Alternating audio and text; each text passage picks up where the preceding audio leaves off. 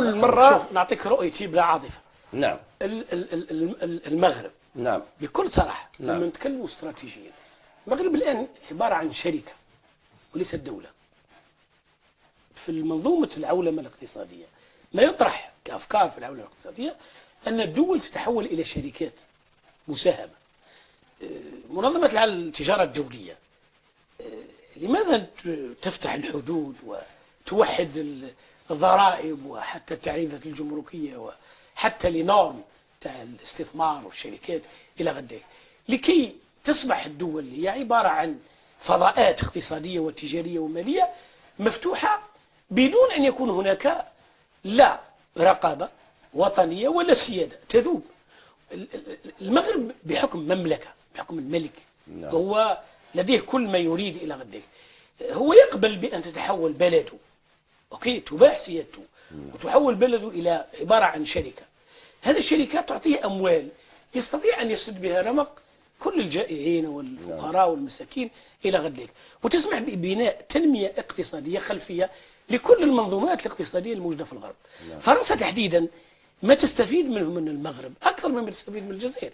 لذلك أنه الكثيرين أنا يسألونني صراحة من صحافة أجنبية ووطنية، رغم أنه علاقة حب بين الجزائر وفرنسا وسمن وعسل واللغة الفرنسية سيدة في الجزائر والمسؤولين يتداوون في المستوى الفرنسي بما فيهم الرئيس إلى غير، ومع ذلك أنه فرنسا تدير لكم الظهر في قضية استراتيجية مثل القضية الصحراوية. المسألة هي مسألة اقتصادية بيزنس عادي، لأنه تقريبا الآن ما يقدمه الفضاء الاقتصادي المغربي للاقتصاد الفرنسي كأكسجين لا يمكن للاقتصاد الجزائري والفضاء الاقتصادي الجزائري أن يقدموه إلى المغرب.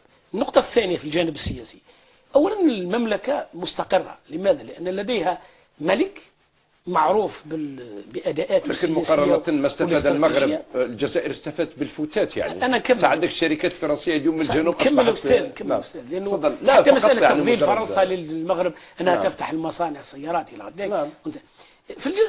في الجزائر ما زال عند الفرنسيين صراحة أنه الجزائري ما زال مربوط بالعقلية الثورية لثورة التحرير. ما زال هذه الفوبيا وهذا الهوستيليتي للجزائريين من كل ما هو فرنسي.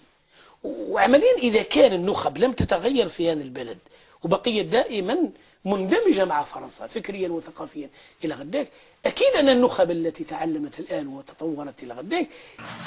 فالمغرب حر في قرارته وخيارته وليس محمية تابعة لأي بلد، وسيظل وفيا بالتزاماته تجاه شركائه الذين لا ينبغي أن يروا في ذلك أي مس بمصالحهم. ومن ثم فإن عقد هذه القمة ليس موجها ضد أحد بشكل خاص ولا سيما حلفائنا، إنها مبادرة طبيعية ومنطقية لدول تدافع عن مصالحها مثل جميع الدول، علما أن أشقاءنا في الخليج يتحملون تكاليف وتبعات الحروب المتوالية التي